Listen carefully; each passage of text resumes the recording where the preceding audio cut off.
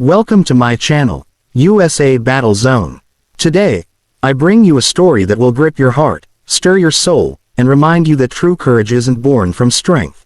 It's forged in pain, respect, and sacrifice. So grab your seat, turn up the volume, and prepare yourself for something more than just a story. This is an experience. The base was alive with the sound of morning drills. Boots hit the gravel in perfect rhythm, echoing like thunder rolling across the parade ground.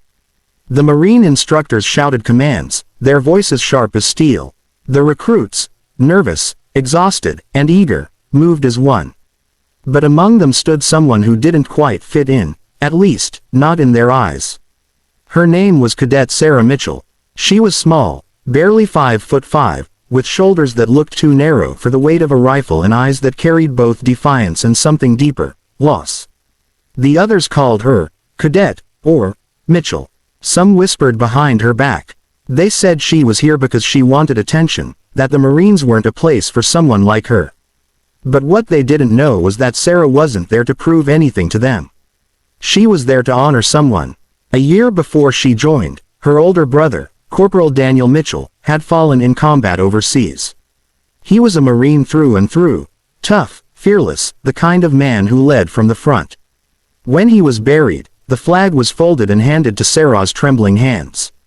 Her mother wept. Her father stood silently, his face carved from grief. Sarah had held that flag close that night, whispering through tears, "I'll take it from here, Danny." So she enlisted. But boot camp was brutal. Every day she pushed her limits, but still, she was slower on the runs, lighter on the lifts, quieter during drills. And the others noticed. "Come on, Mitchell, you gonna cry again?" One of the recruits sneered one morning after she stumbled during rifle drills. She bit her lip, stood up, and kept going. No words, no tears, only a quiet fire burning inside her. There was one instructor who seemed to have his eyes on her, Gunnery Sergeant Roberts.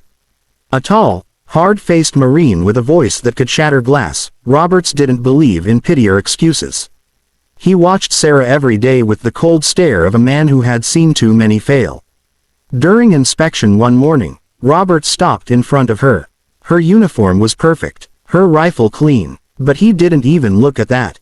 He looked straight into her eyes. "You think you belong here, Mitchell?" he asked, his voice low but sharp. "Yes, Gunnery Sergeant," she replied, her tone shaking slightly.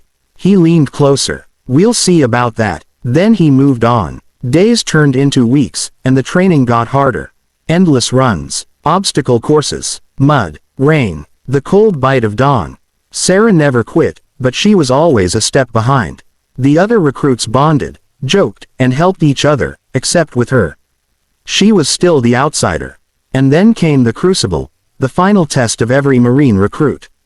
54 hours, 40 miles, no sleep, little food, every ounce of strength tested to the breaking point. When they set out before dawn, Sarah carried her pack and rifle like everyone else. The hills tore at their legs, the heat burned their skin, and the silence was broken only by the sound of boots and breath. By the second day, exhaustion was written on every face. Blisters, hunger, pain. But Sarah's face was different, pale, trembling. She was fading fast. Halfway through the march, she stumbled. Her knee hit the dirt hard. Her pack toppled over her shoulder. "Leave her," one recruit shouted. "She'll catch up." But she didn't. She couldn't. She tried to stand, but her legs felt like lead.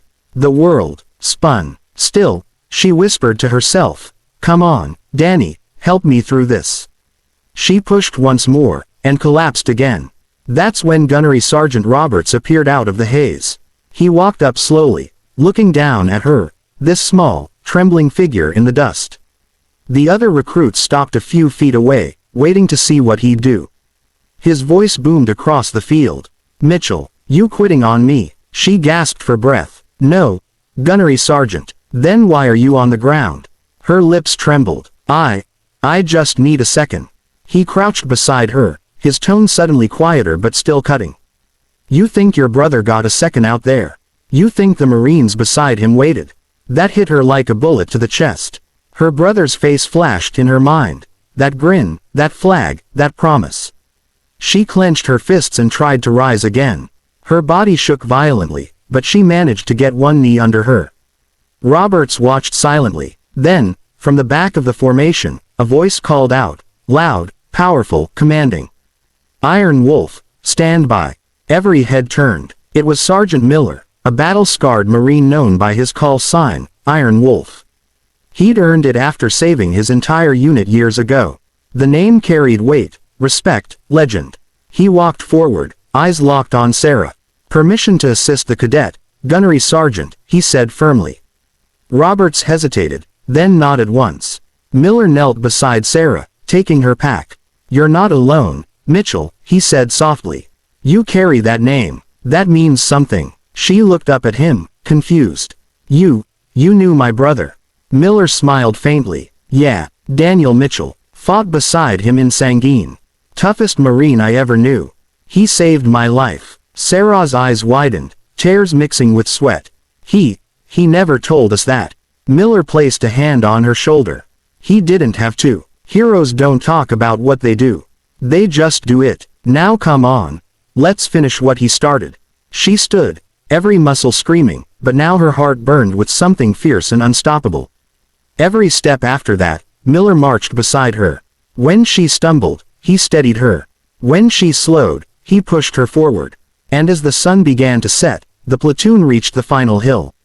At the top stood a single statue, the raising of the flag at Iwo Jima. Every recruit who finished the crucible would touch that statue, signifying that they had earned the title Marine. Sarah's legs were shaking, her breath ragged. The others had already reached the top. Roberts waited, arms crossed. Miller turned to her. "This is it, Mitchell. That flag up there, that's your brother's spirit. You touch it, and you'll carry him forever." Tears blurred her vision. She took one step, then another. The pain was unbearable. Her body wanted to give up. But her heart didn't. And as she reached the final few feet, the recruits, the same ones who had doubted her, began to chant softly. "Mitchell, Mitchell, Mitchell." Their voices grew louder. Even Robert's hard stare softened. She touched the statue, her hand trembling against the cold bronze, and fell to her knees, sobbing. Miller saluted her quietly. Roberts stepped forward, his voice thick but steady. "Cadet Mitchell." He paused, then raised his head. "No, Marine Mitchell." The platoon cheered, but Sarah didn't smile. She looked at the sky, whispering, "We did it, Danny." That night, under the stars, the recruits sat around a small fire, sharing stories. Miller sat beside Sarah, handing her a canteen. "You made your brother proud," he said. She shook her head. "No, Sergeant. He made me strong enough to be here." He smiled. "That's the thing about Marines. We don't walk alone. Not in life. Not in death." She looked down at the badge now resting on her chest. United States Marine. It wasn't just a title. It was a promise kept. Months later, at a memorial ceremony, Sarah stood in full uniform. Her unit was being honored for outstanding performance during training. When her name was called, she walked to the stage with calm confidence.